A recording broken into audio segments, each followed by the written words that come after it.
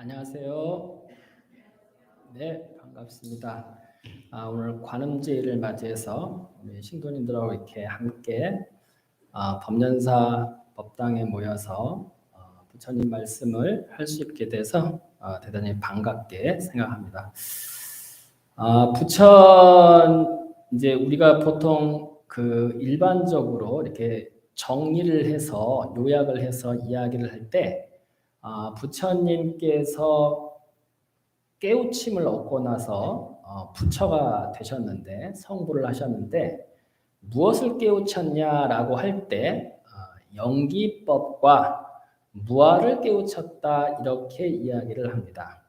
그래서 영기법이나 무아나 사실은 다른 내용은 아니고 똑같은 내용이지만 영기법은 이렇게 우리가 느낄 수 있는 현상 세계, 보고 듣고 느끼고 그 보고 듣고 냄새 맡고 맛보고 느끼고 생각할 수 있는 현상 세계를 이야기할 때 이제 영기법이다 이렇게 얘기하고 무아다 공이다 이렇게 얘기를 할 때는 그 현상 세계의 속성 그것이 재료가 뭘로 되어 있냐 그 현상 세계가 뭘로 만들어진 것이냐 그 속성 기본 성질이 어떤 것이냐라고 할 때 공이다, 반야지혜다 또는 무아다 이제 이런 식의 이야기를 합니다.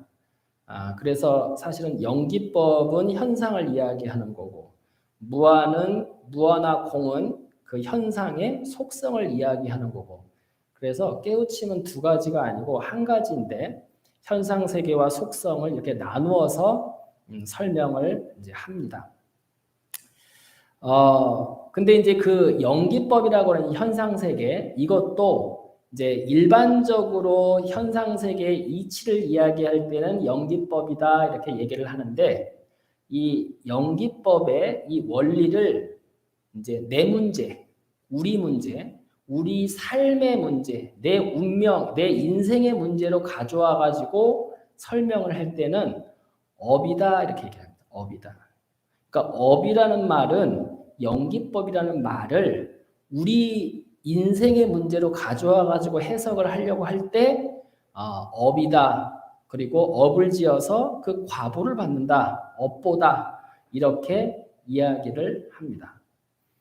그래서 이제 우리는 세상 만물하고 똑같이 우리 인간들도 영기법의 그 법칙에서 생겨나고 살다가 죽기 때문에 다시 말하면 업보로서 모든 인생살이를 하게 됩니다. 극단적으로 얘기하면 이 우주가 생겨난 이유, 이 우주가 왜 생겼을까? 뭐 한다고 빅뱅이 일어났든 뭘 어떻게 됐든 이 우주가 쫙 하고 삼라만상을 다투고 지구라는 별이 생기고 태양이라는 별이 생기고 지구 옆에 달이라는 조그만 또 위성이 생겨가지고 우리가 이렇게 살 수 있게끔 추나추동 환경을 조성할까? 이것도 중생의 업의 힘이 만들었다 이렇게 불교에서는 이야기합니다. 그래서 업의 힘이 이 모든 이 세상의 삼라만상을 다 만든 근본 힘이다. 원이다. 다시 말하면 중생이 반대로 얘기하면 중생이 세상에 모두가 다 성불해가지고 중생이 하나도 없어지면 이 우주도 생겨나지 않을 것이다. 이런 말입니다. 이런 말이에요. 그래서 다시 말하면 중생이 있는 한 이 우주도 사라지지 않을 것이다. 이런 말이죠. 그래서 중생의 업이 이 세상을 만든다. 그래서 우리가 항시 업을 짓고 업을 그 과보를 받고 이러면서 이제 우리가 인생을 살게 되는데 그 업보를 받는 그런 것도 종류가 있고 패턴이 있대요. 패턴이 어떤 패턴이냐면 첫째 이제 공업이라고 하는데 공업은 뭐냐면 함께 지어서 함께 받는 거예요. 그러니까 혼자 내가 어떤 행동을 할 수도 있지만 내 친구하고 또는 우리 우리 반에서 또 우리 나라 사람이 단체로 집단적으로 뭔가 같은 행동을 할 수 있잖아요. 이런 집단적으로 둘 이상의 사람이 업을 지어서 그 과보를 받는 거, 이걸 이제 공업이라고 합니다. 공업. 함께 지었다 이 말이죠. 함께 지은 거는 함께 받습니다. 함께 받아요.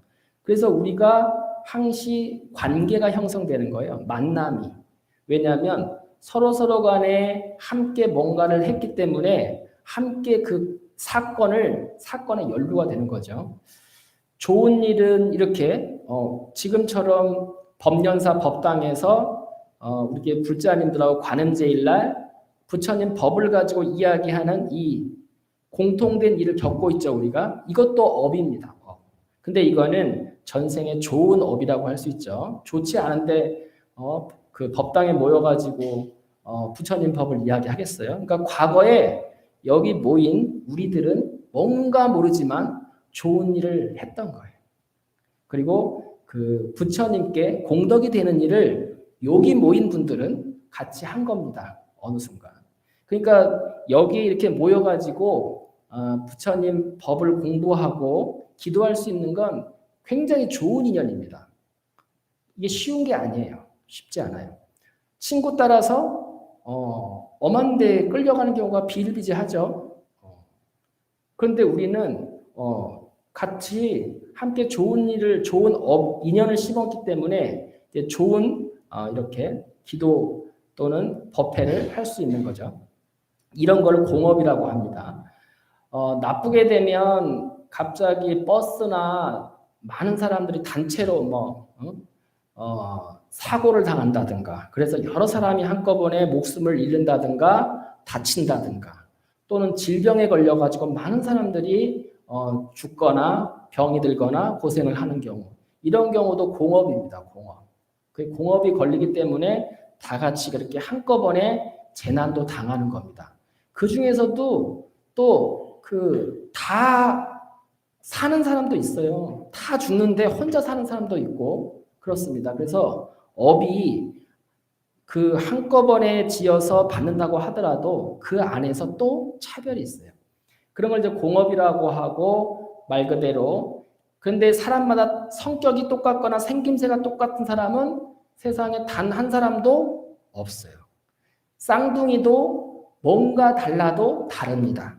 그래서 세상의 모든 존재는 생김새와 성격이 다릅니다.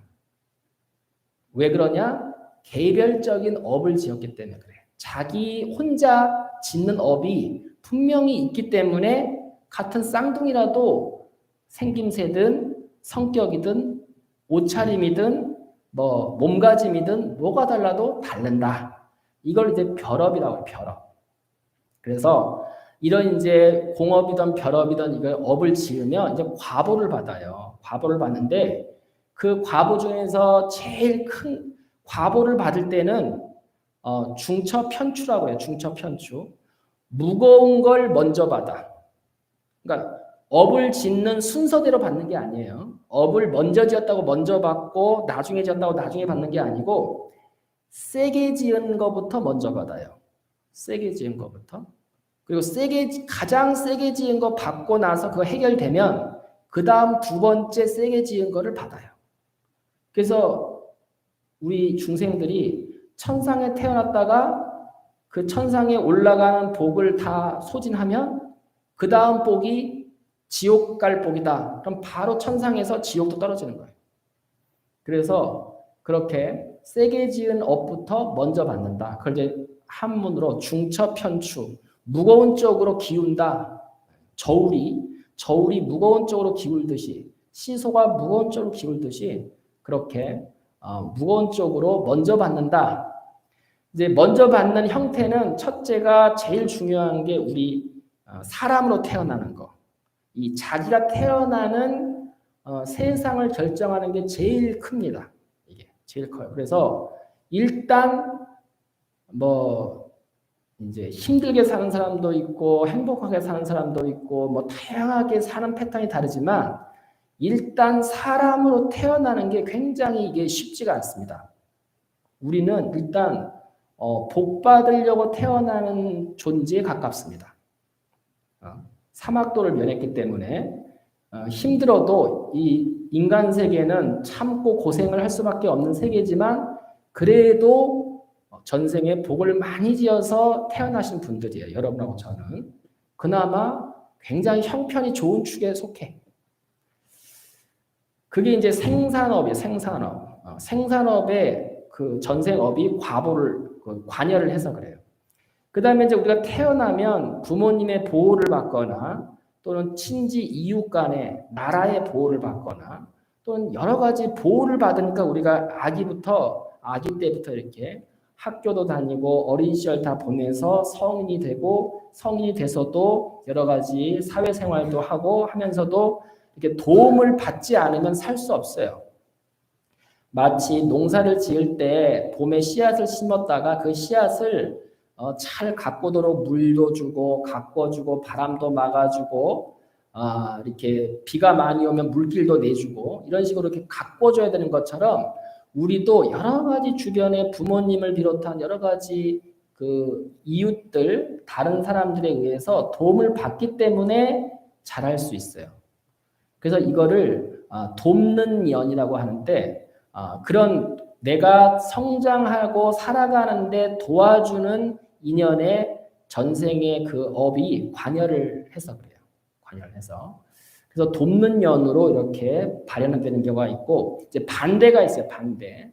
방해연으로 관여가 되는 경우. 방해연으로 관여가 되는 경우는 태어나긴 태어났는데 몸이 약해.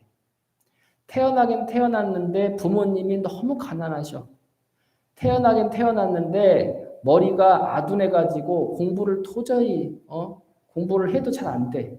또는 사업을 하는 쪽마다 자꾸 사기를 당하고 실패하고 판단을 잘못 세우고 이렇게 살아가는데 고해가 많아. 이런 거를 방해연이라고 해요. 방해연. 내 삶에 방해되는 연을 만났기 때문에 그렇게 고생을 하는 거예요. 또 이제 그나마 방해연은 고생만 하지만 이제 파괴연이라고 있어요. 파괴연. 파괴연은 뭐냐면 우리가 한 해 농사를 잘 지어가지고 가을 거지를 해서 창고에다 차곡차곡 쌓아놨단 말이에요. 근데 오늘 하루 그 창고가 불이 나가지고 그동안에 쌓아놓은 곡식이 홀라당 태워버렸어. 그럼 아무것도 안 남아.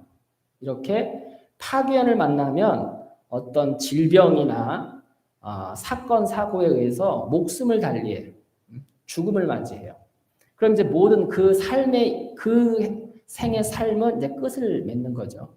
이렇게, 이제 그 논서에 보면 생산연에 관여도 되고, 돕는 연에 관여도 되고, 방해연에 관여도 되고, 파괴연에 관여도 돼서 사람이 생로병사, 그리고 희노애락을 겪으면서 인생을 살아간다. 이렇게 이야기를 합니다. 그러면 이제 우리가 과보를 받는 거는 그렇고 그러면 업을 지을 때는 그러면 어떻게 지어야지 우리가 좋은 과보를 만나서 좋은 삶을 살 수 있느냐 이제 이런 측면을 또 생각해 보자면 아까 중첩편추라고 했잖아요. 제일 센 거를 지어야 돼. 센 거. 제일 센 거. 그러니까 좋은 업이든 나쁜 업이든 세게 지으면 먼저 받으니까. 그러니까 우리가 전생에 뭘 지었는지 모르잖아요. 그러니까 금생에 세게 지어야 돼. 세게 지어야 그걸 바로 받으니까. 가장 센 업이 부처님이 깨우치기 전에 마지막 공양을 올린 그 업이 가장 세대요. 그러니까 불보살이 부처님과 아라한이 깨우치기 바로 전에 공양을 받고서 그 공양을 먹고서 힘을 챙겨가지고 마지막 정진을 해서 깨우침을 얻었다. 이러면 이제 대박 나는 거. 같은 공양을 해도 완전 대박 나는 공양을 한 거예요. 근데 이제 이게 쉽지가 않죠. 부처님 제자 중에 안하율, 천안제일 안하율이 그랬대요. 부처님 사촌 동생인데 이 양반 전생이 여러 생 전에 벽지불, 혼자 수행하는 수행자를 벽지불이라고 그래요. 혼자 수행하는 벽지불한테 가가지고 그 벽지불이 너무나 혼자 고고하게 수행을 하니까 감동을 해서 자기가 가지고 있는 음식을 자기를 먹지 않고 자기는 그냥 굶고 그 벽지불한테 그대로 공양을 올렸대요. 그러니까 그 벽지불이 이제 수행을 오래 했으니까 막 힘이 들었을 거 아니에요. 탈진을 했을 거 아니에요. 그 공양을 먹고 정진을 마지막 힘을 내서 깨우침을 얻었다는 거예요. 그래가지고 그 과보로 이 양반이 그 공양 한번 잘한 과보로 이 양반이 7생 동안 천상에서 천상락을 받았대요. 천상락. 7생 동안 천상락을 받고 또 7생 동안 인간으로 태어나면서 완전히 전륜성왕이 돼가지고 세상을 다 휘어잡는 큰 임금님이 됐어요. 임금님으로 그냥 쩌렁쩌렁하게 그냥 호화롭게 살았어요. 그리고 마지막 부처님 사촌 동생으로 태어나가지고 그 부처님께 직접 가르침을 받아가지고 아라한이 됐어. 그러니까 밥 한 번 잘 산 공덕으로 대박이 난 거죠. 그러니까 여러분들이 스님들한테 공양을 올릴 때 이런 걸 하세요. 이런 거를.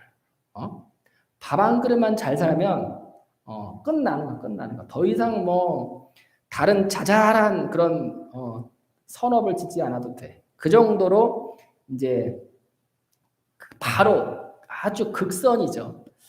극악도 있어요. 극악. 나쁜 경우, 반대로 나쁜 경우. 극악은 뭐냐면 오역죄를 얘기해요. 오역죄.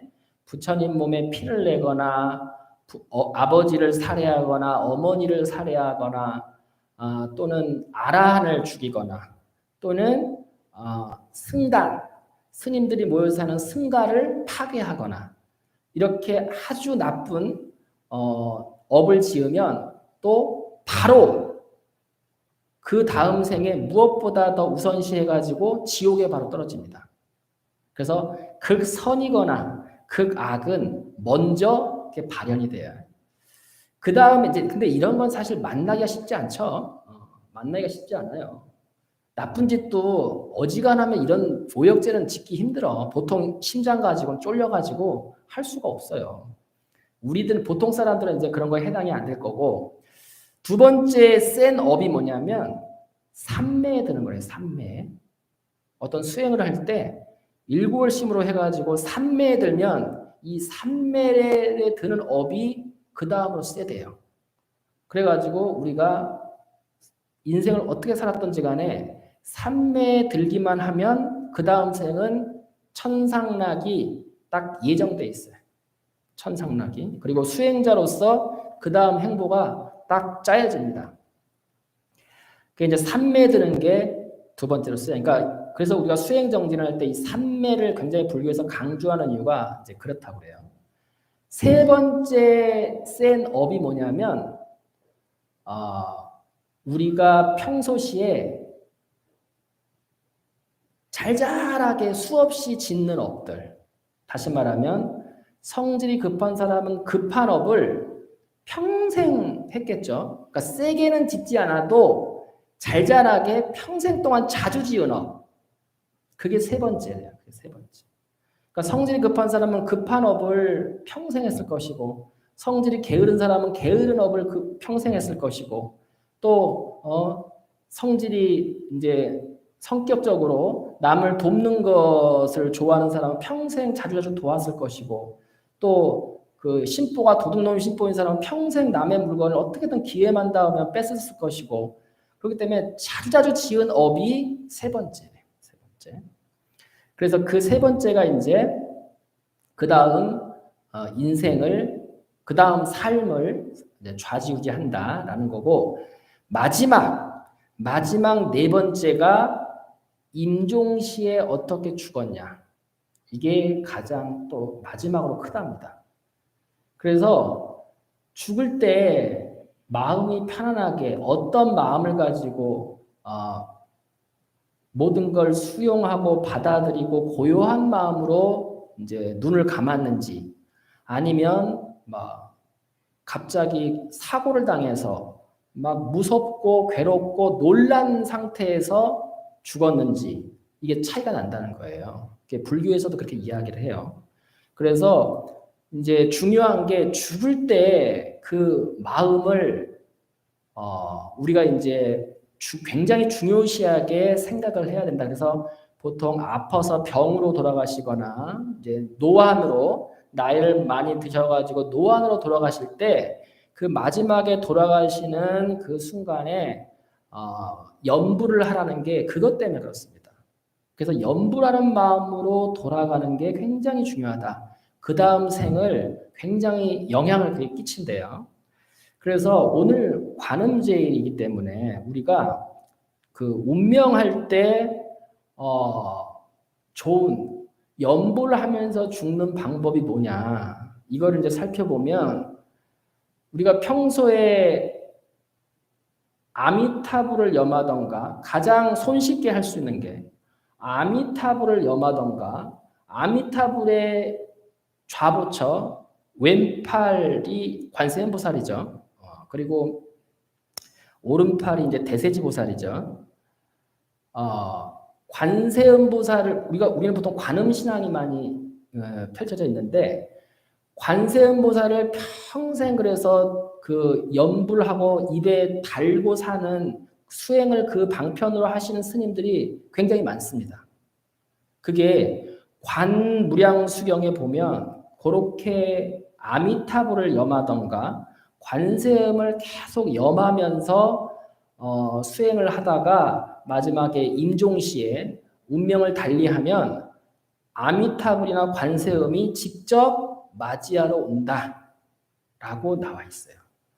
그래서 내가 특별한 수행의 방법이라든가 어떤 다음 생을 기약할 수 있는 것을 갖지 못, 특별한 참선 수행이나 이런 방법을 갖지 않은 분들은 제가 권해준 보편적으로 가장 손쉽게 비교적 손쉽게 일반적으로 권해줄 수 있는 방법이 관세음보살이라든가 아미타불 정근을 하는 거예요. 염불을 하는 거죠. 그런데 이 정근을 할 때, 염불을 할 때 어떤 식으로 해야 되느냐? 이것도 쉬운 게 아니에요. 항시 해야 돼, 항시. 계속. 그러니까 관세음보살을 입에서 떠나면 안 돼. 입에서 계속 관세음보살. 전에 제가 모시고 살던 그 스님께서 그렇게 항시 관세음보살을 염하면서 사시는 분이 있어요.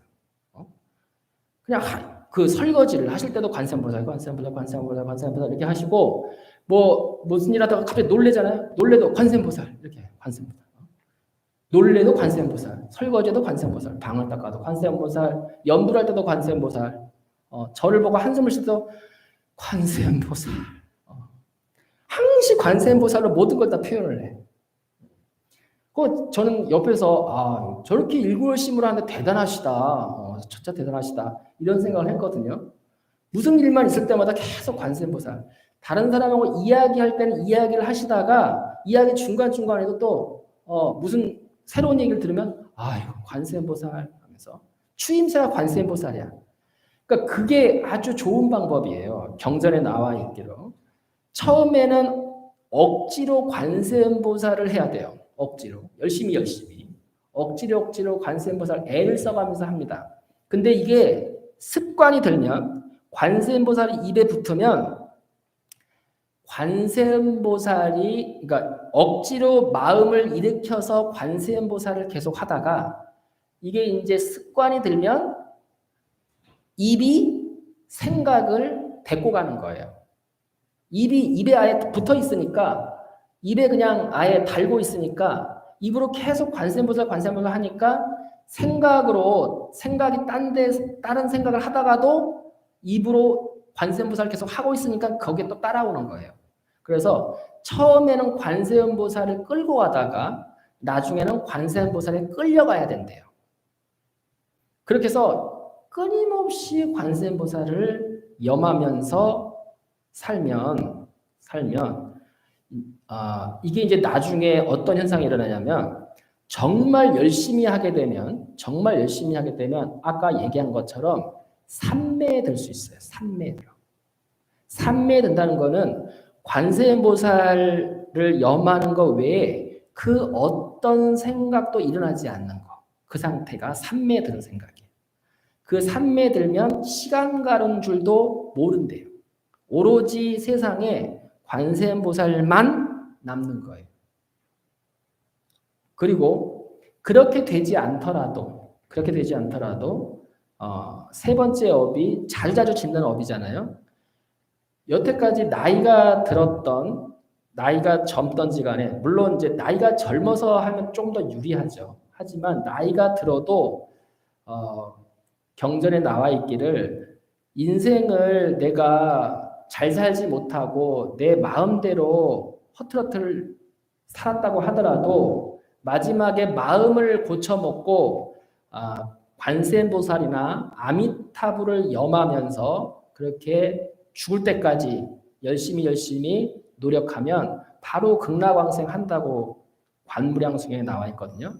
무슨 말이냐면 계속 그 관세음을 이제 과거의 내 삶을 일단 참회하고 반성하고 그런 삶은 옳지 않다. 내가 살아보니 별로 남는 게 없고 결국은 내 손해더라. 이렇게 참회를 한 다음에 그 다음에 이제 개심을 해서 관세음보살을 염하기 시작하는 거죠. 그래서 관세음보살을 계속 이렇게 일골심으로 하면 삼매에 들면 더욱 좋겠지만 삼매에 들지 않는다고 하더라도 내 업이 관세음보살의 업하고 이렇게 함께가 됩니다. 하나가 돼요. 하나가. 그렇기 때문에 내 업이 바뀌고 내가 다음에 과보를 받을 때 관세음보살님하고 인연되는 그 씨앗이 강하게 맺어지는 거예요. 그래서 이제 이게 다음 생에 극락왕생을 하거나 또는 관세음과 인연이 될 수 있는 그 과보를 받는다라는 거예요. 그리고 이제 세 번째 임종시에 우리가 연불을 하면 바로 극락세에 간다고 이렇게 하는데 임종시에 연불하는 게 쉬울 수가 없어요. 임종시에 연불하는 게. 맨날 평생 돈 버는 거, 돈 재산에만 관심 있던 사람이 갑자기 임종시에 딴 생각 하겠어요?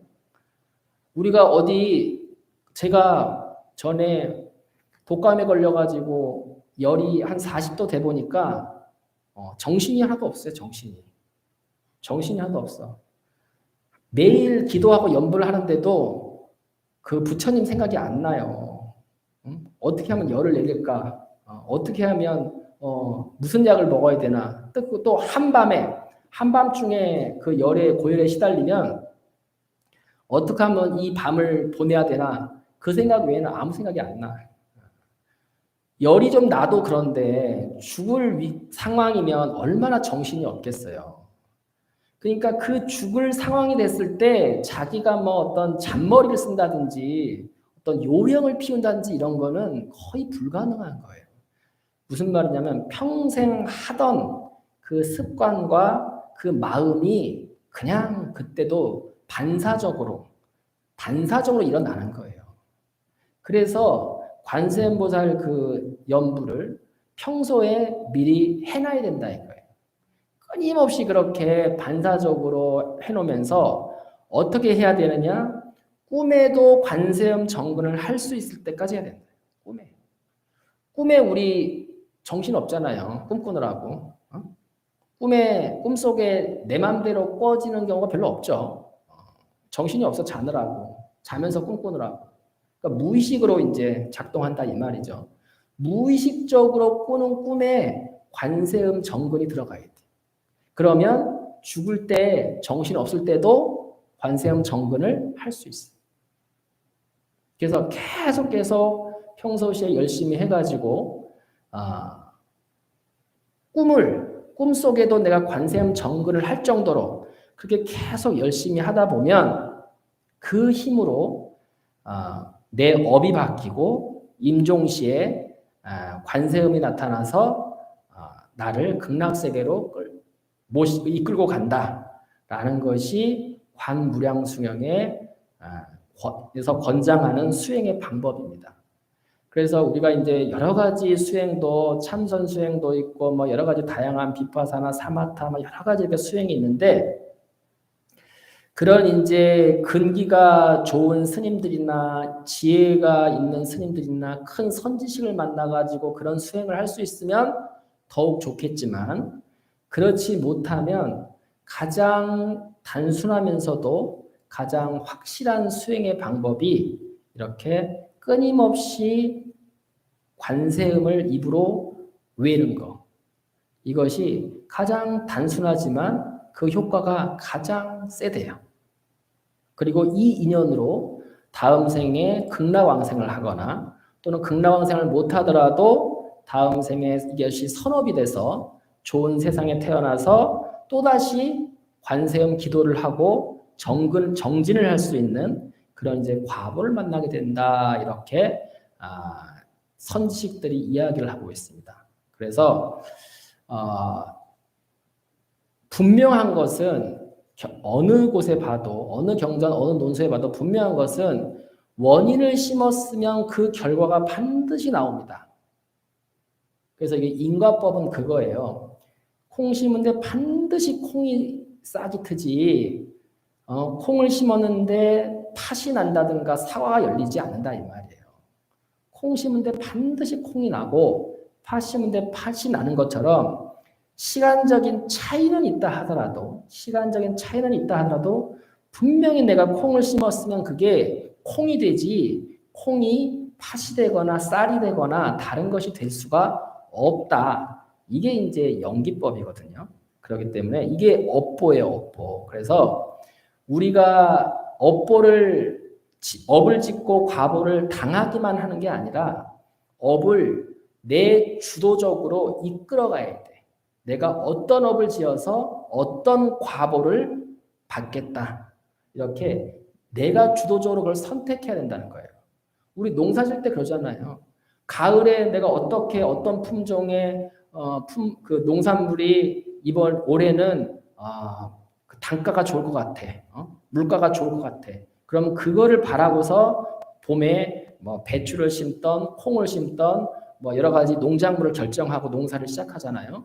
마찬가지로 우리가 인생을 사는 것도 하나의 농사와 똑같기 때문에 내가 다음 생에는 어떠한 과보를 만나고 싶다. 그러면 그 전에 지금 어떠한 농사, 어떠한 방식으로 지어야 하는가를 잘 살펴가지고 열심히 이렇게 지으면 반드시 그 과보는 생기지 말라고 아무리 빌어도 생길 수밖에 없다. 그것이 부처님의 인과법이다라고 이렇게 정리를 할 수가 있습니다.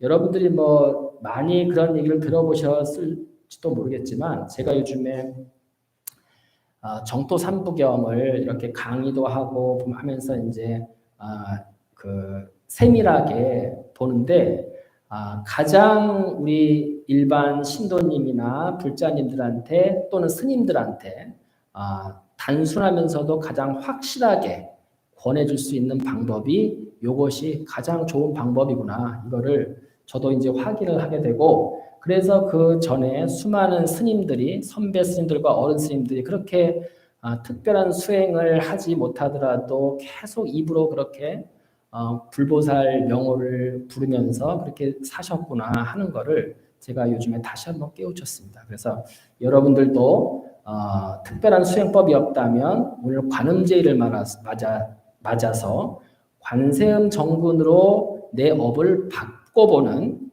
그리고 나중에 그 과보로 내가 천상에 태어나거나 극락왕생을 하거나 또는 아주 부처님과 그 함께 할 수 있는 선연을 맺을 수 있는 그런 계기가 되기를 바라면서 이렇게 말씀을 드립니다. 이상 마치겠습니다.